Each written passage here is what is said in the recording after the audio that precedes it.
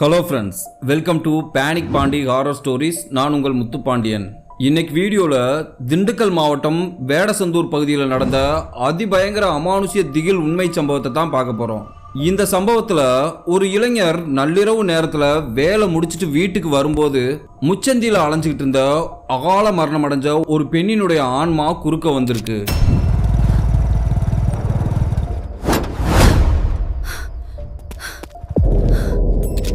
அதற்கு பிறகு அந்த இளைஞரோட வாழ்க்கையே தலைகீழா மாறி இருந்திருக்கு.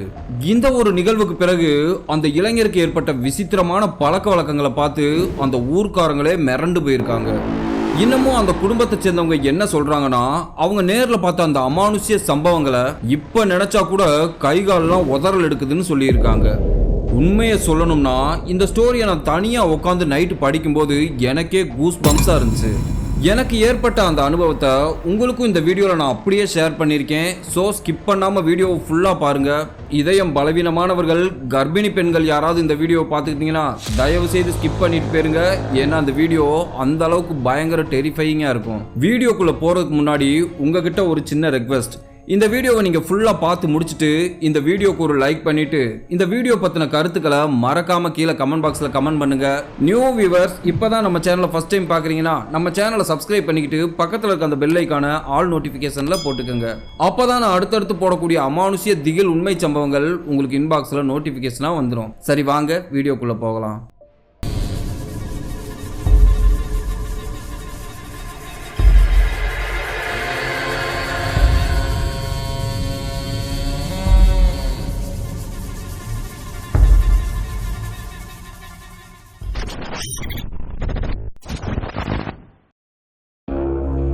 இந்த அமானுஷ்ய சம்பவம் நான் இன்ட்ரோல சொன்னது மாதிரி 2012ஆம் ஆண்டு திண்டுக்கல் மாவட்டம் வேடசந்தூருக்கு அருகாமையில் இருக்கக்கூடிய ஒரு அழகிய கிராமத்துல தான் நடந்திருக்கு. இந்த சம்பவத்தை கல்பனான்ற நம்ம சேனலோட சப்ஸ்கிரைபர் தான் நமக்கு ஷேர் பண்ணியிருக்காங்க. இந்த சம்பவம் யாருக்கு நடந்துச்சுன்னு பார்த்தோம்னா கல்பனாவோட அண்ணன் பாஸ்கருக்கு தான் நடந்திருக்கு. இந்த சம்பவம் நடக்கும்போது பாஸ்கருக்கு ஒரு 25 வயசு இருக்குமா, திருமணம் ஆகாதவரா இருந்திருக்காரு. பாஸ்கர் தன்னோட அம்மா மற்றும் 2 தங்கைகளோட தான் வாழ்ந்துட்டு வந்திருக்காரு. பாஸ்கரோட அப்பா பாஸ்கர் சின்ன பையனா இருக்கும் போதே அதிகப்படியான குடிப்பழக்கத்தினால ஒரு ரோடு ஆக்சிடென்ட்ல அடிபட்டு இறந்து போயிடுறாரு. அதற்கு பிறகு பாஸ்கரோட அம்மா சாந்தி மில்லு வேலைக்கு போய்தான் தன்னோட 3 பிள்ளைகளையும் படிக்க வச்சுட்டு குடும்பத்தை நடத்திட்டு வந்திருக்காங்க. பாஸ்கர் தான் அந்த குடும்பத்தோட மூத்த பையன்றதுனால தன்னோட அம்மா படுற கஷ்டத்தை பார்த்து ரொம்பவே மனவேதனை அடைஞ்சிருக்காரு. பெரியவன் ஆனது பிறகு நல்லா படிச்சு போலீஸ் வேலையில சேர்ந்து தன்னோட அம்மாவை வீட்டிலே வச்சு பார்க்கணுன்றதுதான் பாஸ்கரோட லட்சியமா இருந்திருக்கு. அவரோட மூத்த தங்கை கல்பனாவுக்கு 16 வயது, 2வது தங்கை ரேகாவுக்கு 14 வயது ஆயிருந்துச்சு. அவரோட 2 தங்கைகளும் ஸ்கூலுக்கு போய்கிட்டு இருந்தாங்க. பாஸ்கர் டிகிரி முடிச்சுட்டு எக்ஸசைஸ்லாம் பண்ணி அவரோட உடம்ப ஃபிட்டா வச்சிருந்தாரு. பாஸ்கரும் எத்தனையோ போலீஸ் செலக்ஷன் போய் அட்டன் பண்ணி பார்க்குறாரு. ஆனாலும் அவர் ஆசைப்பட்ட அந்த போலீஸ் வேலை கிடைக்கவே இல்லை. அந்த நேரத்தில் பாஸ்கரோட அம்மா தன்னோட ஒருத்தர் வருமானத்தை வச்சு குடும்பத்தை நடத்த முடியல. அந்த குடும்பம் ரொம்பவே வறுமை நிலையில இருந்திருக்கு. சில சமயங்கள்ல அந்த மொத்த குடும்பமும் சாப்பாட்டுக்கே வழி இல்லாம இருந்த நாட்களும் இருந்திருக்கு. அந்த சூழ்நிலையில தான் பாஸ்கர் என்ன முடிவு பண்றாருன்னா, நமக்கு பிடிச்ச வேலை கிடைக்கிற வரைக்கும் கிடைக்கிற வேலையை பார்க்கலாம்னு முடிவு பண்ணியிருக்காரு. வேடசந்தூர்ல இருக்கிற ஒரு பஞ்சு மில்லுக்கு சூப்பர்வைசரா ஜாயின் பண்ணியிருக்காரு. பாஸ்கருக்கு அந்த மில்லுல ஓரளவுக்கு நல்ல சம்பளமும் கொடுத்திருந்திருக்காங்க.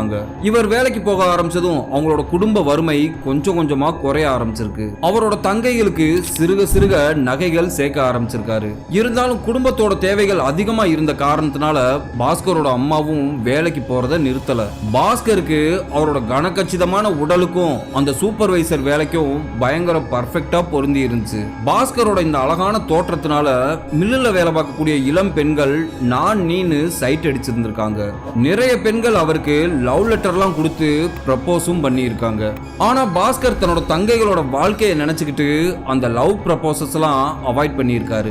அந்த சூழ்நிலையில தான் வட மாநிலத்தை சேர்ந்த ஒரு 10 பெண்கள் அந்த மில்லுக்கு குரூப்பா வேலைக்கு வந்திருக்காங்க. அந்த மில்லோட கேம்பஸ் ரொம்பவே பெருசா இருந்திருக்கு. வெளியில இருந்து வேலை செஞ்சுட்டு வந்து தங்கக்கூடிய பெண்களுக்கெல்லாம் அந்த மில்லுக்கு பின்பக்கம் இருக்கிற 2 வீலர் ஸ்டாண்டுக்கு ஆப்போசிட்ல ஸ்டாஃப் ரூம் கட்டி கொடுத்துருந்துருக்காங்க.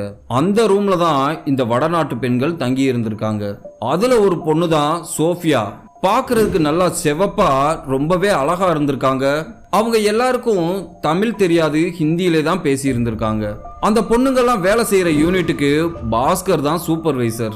பாஸ்கர் அந்த பொண்ணுங்களுக்கு கொஞ்சம் கொஞ்சமா வேலைகளை சொல்லி கொடுத்துட்டு வந்திருக்காரு. பாஸ்கர் இந்த மாதிரி எல்லார்கிட்டயும் அன்பா பழகிறத பார்த்த சோஃபியாவுக்கு அவங்களையும் அறியாம பாஸ்கர் மேல ஒரு ஈர்ப்பு வர ஆரம்பிச்சிருக்கு. இந்த பெண்கள்லாம் அந்த மில்லுக்கு சேர்ந்து 6 மாசத்துக்கு மேல ஆன சூழ்நிலையில எல்லாருக்கும் ஓரளவுக்கு தமிழ் தெரிய ஆரம்பிச்சிருக்கு. இந்த சோஃபியான்ற பொண்ணு பல நாட்களா பாஸ்கரை ஒரு தலையாவே லவ் பண்ணி இருந்திருக்காங்க. ஆனா ஒரு நாள் ஒரு பொழுது கூட அவங்களோட காதலை பாஸ்கர் கிட்ட வெளிப்படுத்தல. அந்த பொண்ணு பல முறை நைட் ஷிஃப்ட் பார்க்கும்போது பாஸ்கருக்கு சப்பாத்தி செஞ்சுட்டு வந்து கொடுத்துருந்துருக்காங்க. இப்படித்தான் இவங்களுக்குள்ள ஒரு மெல்லிய அன்பு ஓடிக்கிட்டு இருந்திருக்கு. ஒரு நாள் சோஃபியா நைட் ஷிஃப்ட் பார்த்துக்கிட்டு இருக்கும்போது பாஸ்கர் கிட்ட வந்து, உங்களை எனக்கு ரொம்ப பிடிச்சிருக்கு, நம்ம 2 பேரும் கல்யாணம் பண்ணிக்கலாமான்னு கேட்டிருந்திருக்காங்க. அதுக்கு பாஸ்கர் என்ன சொல்லியிருக்காருன்னா, எனக்கு அந்த மாதிரி எண்ணம் கொஞ்சம் கூட கிடையாது. எனக்கு 2 தங்கைகள் இருக்காங்க, அவங்களுக்கு கல்யாணம் முடிச்சு வச்சுட்டு என்னோட சொந்த அத்தை மகள் சத்யாவைத்தான் கல்யாணம் பண்ணிக்கலான்னு இருக்கேன்னு சொல்லியிருக்காரு. இந்த ஒரு காரணத்துக்காகத்தான் பாஸ்கர் எந்த பொண்ணையுமே விரும்பல. பாஸ்கர் என்னதான் சொன்னாலும் சோஃபியா பாஸ்கரை விரும்புறத நிறுத்தவே இல்லை. தொடர்ந்து பாஸ்கர் கிட்ட அவங்களோட காதலை வெளிப்படுத்திக்கிட்டே இருந்திருக்காங்க. இந்த பொண்ணு இந்த மாதிரி மறுபடி லவ் டார்ச்சர் பண்றதுனால கோபம் அடைஞ்ச பாஸ்கர் இந்த மாதிரி எண்ணத்தோட இனிமே என் கூட பழகுற வேலை வச்சுக்காதன்னு ஸ்ட்ரிக்டா சொல்லி இருந்திருக்காரு. நம்ம இத்தனை தடவை சொல்லியும் நம்மளோட காதலை இவர் ஏத்துக்கலையன்ற விரக்தியில சோஃபியா அவங்க ரூம்ல தனியா இருக்கும்போது உள்பக்கமா தாழ்பால் போட்டு தூக்கு மாட்டி இறந்து போயிடுறாங்க. அதற்கு பிறகு போலீஸ் விசாரணையெல்லாம் முடிஞ்சதுக்கு பிறகு இது தற்கொலை தான் உறுதிப்படுத்தி இருக்காங்க. பாஸ்கரும் சூப்பர்வைசர்ன்ற முறையில அந்த பெண்ணோட பிணத்தை கைப்பற்றி போலீஸ்க்கு அனுப்புற வரைக்கும் இவர் தான் பக்கத்திலே இருந்து பார்த்திருந்திருக்காரு. எல்லா ஃபார்மாலிட்டிஸும் முடிஞ்சதுக்கு பிறகு அந்த பெண்ணோட உடலை அவங்க ஊருக்கே அனுப்பி இருக்காங்க. அந்த பொண்ணோட மரணத்துக்கு பிறகு பாஸ்கரோட மனசுக்குள்ள ஒருவித கில்ட்டி ஃபீல் உருவாகி இருந்திருக்கு. நம்மளாலதான் சோஃபியா இறந்து போயிட்டாலோன்னு ஃபீல் பண்ணி இருந்திருக்காரு. 1 வாரம் 10 நாள் கடந்ததுக்கு பிறகு நார்மலா இயல்பு நிலைக்கு திரும்பி இருக்காரு. ஆனா அதற்கு பிறகுதான் அவரோட வாழ்க்கையில அமானுஷ்ய அலை அடிக்க போகுதுன்னு அவர் கொஞ்சம் கூட எதிர்பார்க்கல. ஒரு நாள் இரவு நைட்டு 12 மணி அளவுல நைட் ஷிஃப்ட் முடிஞ்சு எல்லா லேபர்ஸும் வீட்டுக்கு கிளம்பிக்கிட்டு இருந்தாங்க. பொதுவாகவே மில்லுல வேலை செய்யறவங்களுக்கு மில்லுல இருந்து பஸ் அரேஞ்ச் பண்ணி கொடுப்பாங்க. என்ன காரணம்னா நைட்டு அன்டைம்ல எல்லாம் வேலை முடியறதுனால அந்த பஸ்ல கூட்டிட்டு போய் வீட்டுல விட்டுருவாங்க.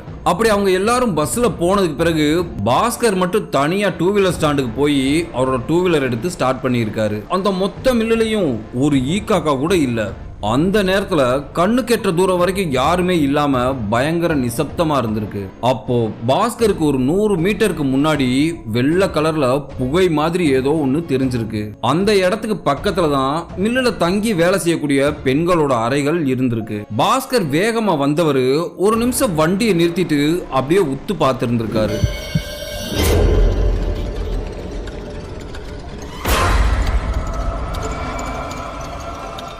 இன்னமும் அந்த இடத்துல புகை மூட்டமா ஒரு உருவம் நிக்கிற மாதிரி தெரிஞ்சிருக்கு. பொதுவாகவே பாஸ்கர் ரொம்பவே தைரியமானவர். அவருக்கு இந்த பேய் பிசாசு மேலாம் ரொம்ப பெருசா நம்பிக்கை கிடையாது.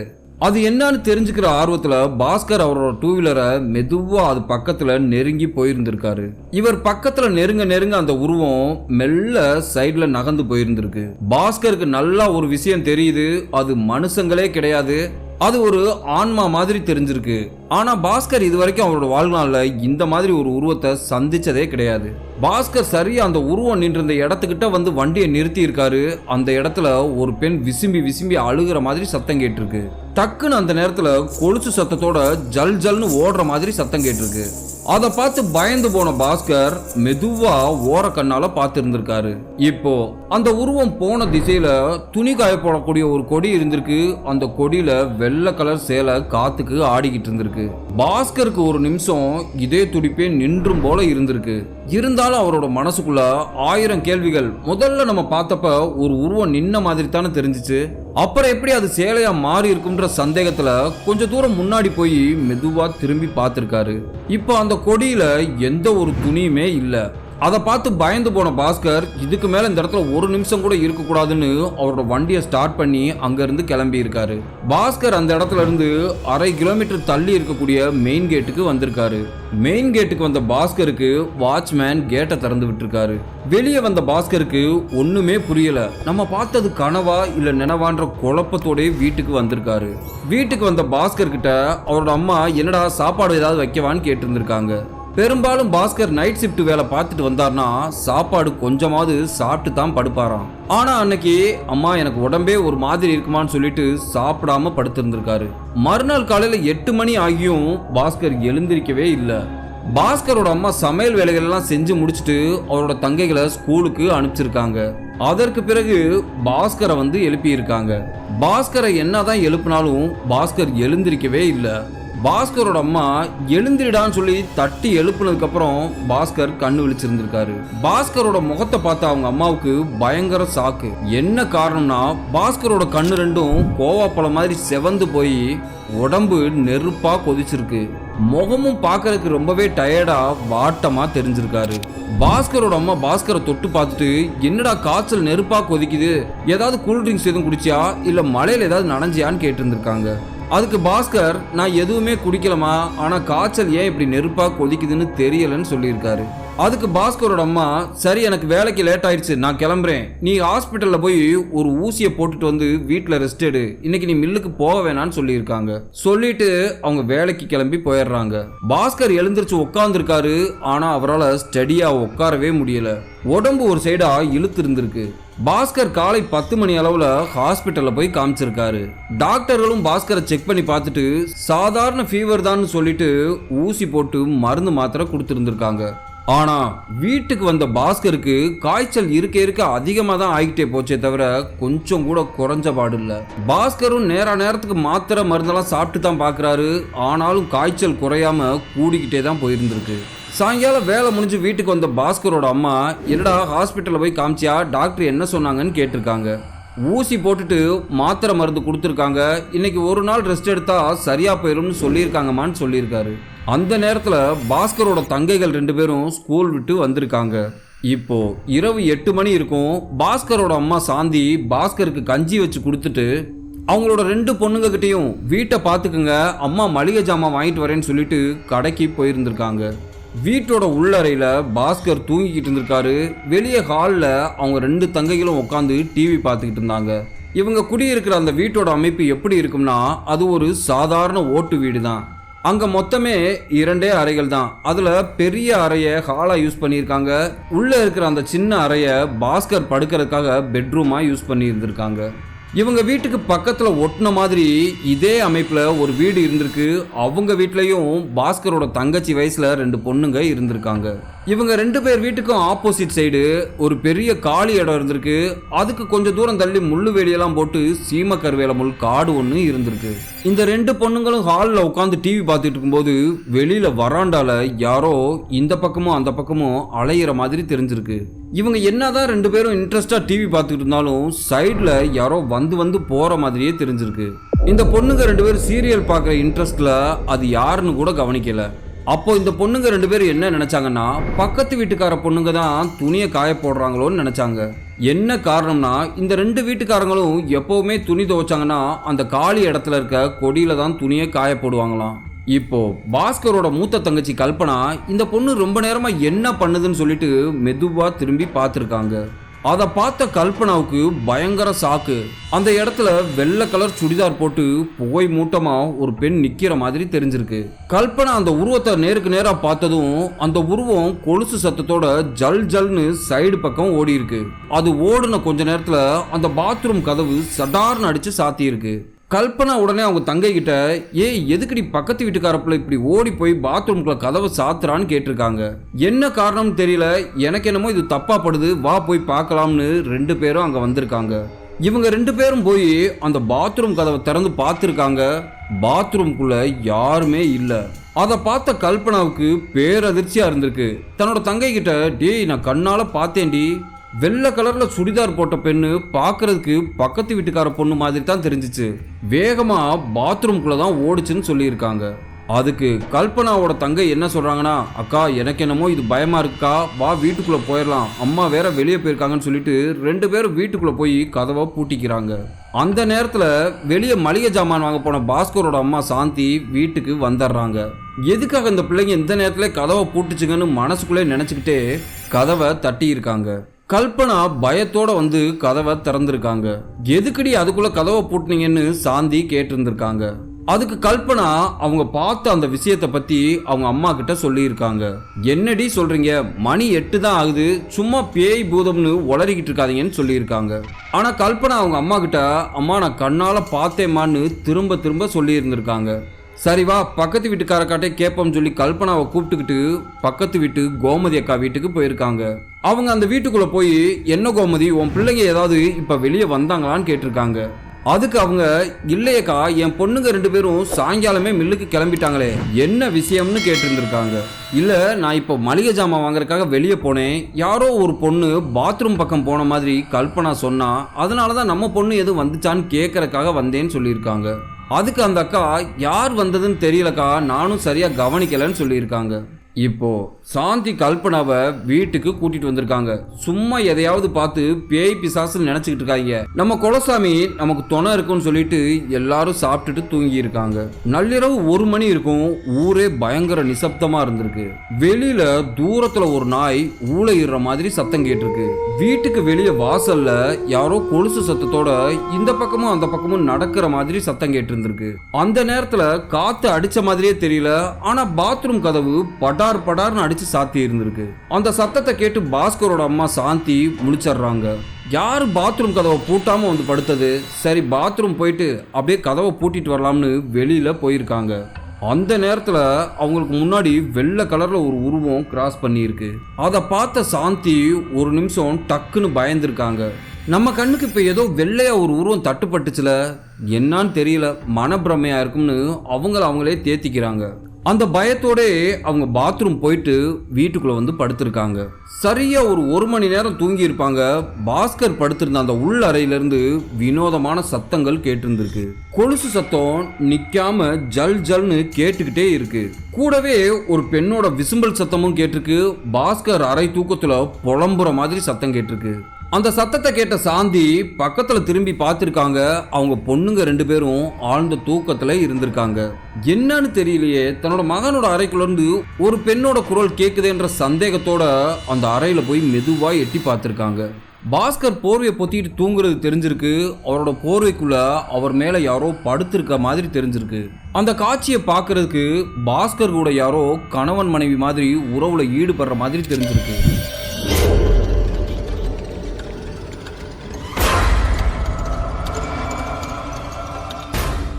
அதை பார்த்த பாஸ்கரோட அம்மாவுக்கு ஒண்ணுமே புரியல. வேகமா ரூமுக்குள்ள போய் லைட்டை போட்டிருந்திருக்காங்க. இவங்க லைட்டை போட்டதும் பாஸ்கர் மேல போத்தி இருந்த போர்வை அப்படியே கீழே இறங்கி இருந்திருக்கு. போர்வைக்குள்ள இருந்து வெள்ளை கலர்ல புகை மாதிரி ஒரு உருவம் ஜன்னல் வழியா போயிருந்திருக்கு. பாஸ்கரோட அம்மாவுக்கு அப்பதான் ஒரு விஷயம் கன்ஃபார்ம் ஆகுது. தன்னோட வீட்டை சுத்திலும் ஏதோ ஒரு ஆன்மா உலாவுதுன்றத புரிஞ்சுக்கிறாங்க. வேகமா அந்த ஜன்னல் கதவை பூட்டிட்டு சாமி போட்டோக்கு கீழே இந்த விபூதியை எடுத்து அவங்களும் பூசிட்டு பாஸ்கரோட நெத்தியிலையும் பூசி இருக்காங்க. அதுக்கு பிறகு போய் அவங்க படுக்கையில போய் படுத்திருக்காங்க. ஆனா மறுநாள் கண்ணு முழிச்ச பாஸ்கருக்கு காய்ச்சல் கொஞ்சம் கூட குறையல. தோள்பட்டை வலி தாங்க முடியாம பயங்கரமா கத்தி இருக்காரு. அம்மா தோல்ல யாரோ ஏறி உக்காந்த மாதிரி பயங்கர வெயிட்டா இருக்குமான்னு சொல்லி வலி தாங்காம கத்தி இருக்காரு.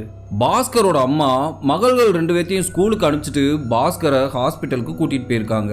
டாக்டர்கள் பாஸ்கரை செக் பண்ணி பார்த்துட்டு எக்ஸ்ரேவுக்கு எழுதி கொடுத்துருந்துருக்காங்க. எக்ஸ்ரே ரிசல்ட் வந்ததுக்கு பிறகும் கூட எதனால இவருக்கு தோல்ல வலி எடுக்குதுன்றத டாக்டர்களாலே கண்டுபிடிக்க முடியல. பாஸ்கர் வலி தாங்க முடியாம ஹாஸ்பிட்டல்ல துடிச்சதுனால அவருக்கு பெயின் கில்லரும் ஸ்லீப்பிங் பில்ஸும் கொடுத்துருந்துருக்காங்க. இன்னைக்கு நைட் இந்த மாத்திரைகளை போட சொல்லுங்க, காலையில சரியா போயிரும்னு சொல்லி இருந்திருக்காங்க.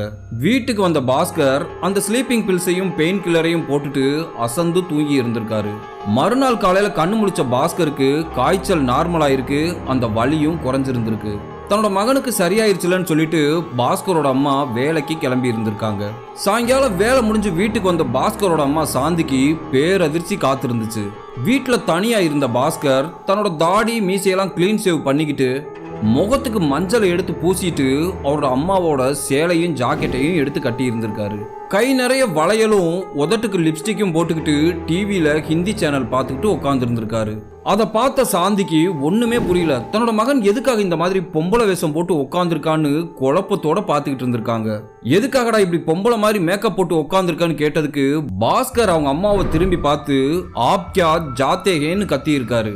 உடனே பாஸ்கரோட அம்மா தன்னோட மகனுக்கு பைத்தியம் தான் பிடிச்சிருச்சோன்னு நினைச்சாங்க. என்ன தன்னோட மகன் வித்தியாசமான பாஷையில பேசுறானேன்னு அதிர்ச்சியில உறைஞ்சு போயிருக்காங்க. அந்த நேரத்துல பாஸ்கரோட தங்கைகளும் ஸ்கூல் முடிஞ்சு வீட்டுக்கு வந்திருக்காங்க. பாஸ்கர் அந்த மாதிரி உட்கார்ந்து இருக்கிறத பார்த்து அவரோட தங்கைகள் அதிர்ச்சி அடைஞ்சிருக்காங்க. அம்மா, அண்ணனுக்கு என்னமாச்சு, எதுக்காகமா இந்த மாதிரி உட்காந்துருக்கான்னு கேட்டிருக்காங்க. அப்போ பாஸ்கர் அவரோட அம்மா தங்கைகளை வித்தியாசமா வெறிச்சு வெறிச்சு பார்த்துருந்துருக்காரு. உடனே பாஸ்கரோட அம்மா வெளியில கடந்த விளக்கமாத்தை எடுத்துட்டு வந்து பாஸ்கரோட தலையில அடிச்சு முதல்ல பேண்ட் சட்டையை மாத்துன்னு சொல்லி சத்தம் போட்டிருக்காங்க. அதுக்கு பாஸ்கர் வித்தியாசமான குரல்ல எனக்கு இன்னும் சேலைகள் வேணும்னு கத்தி இருந்திருக்காரு. பாஸ்கர் அந்த மாதிரி கத்துனதும் பக்கத்து வீட்டு கோமதி அக்கா என்ன விஷயம்னு வந்து பார்த்துருக்காங்க. அவங்களும் பாஸ்கர் அந்த கோலத்துல பார்த்துட்டு ஷாக்கா இருந்திருக்காங்க. அவங்க கிட்ட பாஸ்கரோட அம்மா என்னன்னே தெரியலக்கா, காலையில நான் வேலைக்கு போகும்போது நல்லா தான் இருந்தான், சாயங்காலம் வந்து பார்த்தோம்னா இந்த மாதிரி மாறி இருக்கான்னு சொல்லியிருக்காங்க. உடனே கோமதி அக்கா சாந்தியை தனியா கூட்டிட்டு போய், அக்கா சொல்றேனேன்னு தப்பா நினைச்சுக்காதீங்க, உங்க பையனுக்கு ஏதோ பேய் தான் பிடிச்சிருக்கு, இதை நம்மளால ஒன்றும் பண்ண முடியாது, இதை நீங்க எதுவும் பண்ணாம விட்டீங்கன்னா அது உங்க மகனோட உயிருக்கே ஆபத்துல போய் முடிஞ்சிரும்னு சொல்லியிருக்காங்க. அப்படித்தான் எங்க சொந்தக்கார பொண்ணு ஒண்ணுக்கு பேய் பிடிச்சிருந்துச்சு. அதை நாங்க பூத்தாம்பட்டியில இருக்கிற காட்டு முனீஸ்வரன் கோயில்ல கூட்டிட்டு போய் தான் ஓட்டுனோம். அந்த கோயிலுக்கு போயாச்சுன்னா எப்பேற்பட்ட ஆன்மாவையும் ஓட்டிடுவாங்கன்னு சொல்லியிருக்காங்க. சரின்னு சொல்லிட்டு பாஸ்கரோட அம்மா சாந்தி ஒரு ஆட்டோவை பிடிச்சிட்டு வந்திருக்காங்க. அவங்க பக்கத்து வீட்டு கோமதி அக்காட்ட, அக்கா நீங்களும் வர்றீங்களா, வந்தீங்கன்னா எனக்கு கொஞ்சம் துணையா இருக்கும்னு சொல்லி இருந்திருக்காங்க. சரின்னு சொல்லிட்டு கோமதி அக்கா என்ன சொல்றாங்கன்னா, அவனுக்கு பேய் ஓட்ட போறோம்னு சொன்னோம்னா அவன் சாமானியமா வரமாட்டான், உனக்கு துணி எடுக்கிறதுக்கு துணி கடைக்கு போகலாம் வான்னு கூப்பிட்டு பாரு, உடனே பின்னாடியே வந்துருவான்னு சொல்லியிருக்காங்க. உடனே அவங்க பாஸ்கர் கிட்ட வந்து, உனக்கு நீ கேட்ட சேலை துணிமணியெல்லாம் வாங்கி தர்றேன், வா துணி கடைக்கு போகலாம்னு கூப்பிட்டு இருந்திருக்காங்க. அவங்க அந்த மாதிரி சொன்னதும் பாஸ்கர் சேலையா எனக்கா இந்தா வர்றேன்னு சொல்லிட்டு வேகமா ஆட்டோல வந்து உட்காந்துருக்காரு. பாஸ்கர் அந்த கோலத்துல அவங்க கூட்டிட்டு போறத அந்த தெருக்காரங்க எல்லாரும் ஆச்சரியமா பார்த்திருக்காங்க. இவங்க பாஸ்கர் ஆட்டோல கூட்டிட்டு போகும்போது ஒரு குழந்தை மாதிரி எனக்கு பச்சை கலர் சேலையும் சிகப்பு கலர் சுடிதாரும் வேணும்னு கேட்டிருந்திருக்காரு. ஆட்டோ இப்போ அந்த பூத்தாம்பட்டி காட்டு முனீஸ்வரர் கோயிலுக்குள்ள நுழையும் போதே பாஸ்கர் பயங்கரமா கத்தி அடம் பிடிச்சிருக்காரு. சாந்தி இப்போ ஆட்டோக்காரர்கிட்ட, அண்ணா எக்காரணத்தை கொண்டு வண்டியை இடையில நிறுத்திடாதீங்க, நேரா கோயிலுக்குள்ளே கொண்டு போய் விட்டுருங்கன்னு சொல்லியிருக்காங்க. ஆட்டோக்காரர் பாஸ்கர் என்னதான் ஆட்டோக்குள்ள அடம் பிடிச்சாலும் அவர் வண்டியை நிறுத்தாம நேரா கோயில் சந்நிதிக்கு முன்னாடி போய் நிறுத்தியிருக்காரு. ஆட்டோக்குள்ள இருந்து வெளியே வரமாட்டேன்னு அடம் பிடிச்ச பாஸ்கரை பூசாரி முடிய பிடிச்சு இழுத்துட்டு வந்து கோவிலுக்கு முன்னாடி உட்கார வச்சிருக்காரு. அதற்கு பிறகு அவர் கையில வச்சிருந்த சாட்டையை எடுத்து பாஸ்கர் உடம்புல சடார்னு அடிச்சிருக்காரு. இப்போ பூசாரி பாஸ்கர் உடம்புக்குள்ள இருந்த அந்த ஆன்மா கிட்ட யார் நீன்னு கேட்டதுக்கு பிறகுதான் பாஸ்கர் உடம்புக்குள்ள இருந்த அந்த ஆன்மா தமிழும் ஹிந்தியும் கலந்து ஒரு மாதிரி பேசி இருந்திருக்கு. நான் இவன் கூட தான் மில்லுல ஒன்னா வேலை பார்த்தேன், இவனை உசுருக்கு உசுரா காதலிச்சேன், ஆனா இவன் என்னோட காதலை ஏத்துக்கல, அதனாலதான் நான் தற்கொலை பண்ணி இறந்து போயிட்டேன்னு சொல்லியிருக்கு. எனக்கு இவனை ரொம்ப பிடிக்கும், அதனாலதான் நான் தேடி வந்தேன்னு சொல்லியிருக்கு. என்னைய தயவு செஞ்சு விரட்டிடாதீங்க, நான் இவனோட உடம்புக்குள்ளே இருந்துக்கிறேன்னு சொல்லி இருந்திருக்கு. இப்போ பூசாரி தான் கையில வச்சிருந்த சாட்டை எடுத்து மறுபடி ஒரு தடவை படார்னு அடிச்சிருக்காரு. அந்த ஆன்மா பயங்கரமா அலறி கத்தி இருக்கு. நீ இவனோட உடம்ப விட்டு வெளியே வந்து உட்காருன்னு சொல்லியிருக்காரு. அந்த ஆன்மா பாஸ்கரோட உடம்புல இருந்து வெளியே வந்து பாஸ்கருக்கு பக்கத்துல உட்காந்துருக்கு. அந்த ஆன்மாவை பாஸ்கரோட அம்மா கண்ணால பார்த்துருந்துருக்காங்க. அது பார்க்கறதுக்கு தலைக்கு முக்காடெல்லாம் போட்டுக்கிட்டு வெள்ளை கலர்ல புகை மாதிரி உட்காந்துருக்கு. இப்போ பூசாரி அந்த ஆன்மா கிட்ட, நீ பாவப்பட்ட ஆன்மான்றதுனால உன்னைய தண்டிக்காம அனுப்புறேன், ஏதாவது சேட்டை பண்ணணும்னு நினைச்ச வாழ்நாள் பூரா இந்த மரத்திலே உன்னை அடைச்சிருவேன்.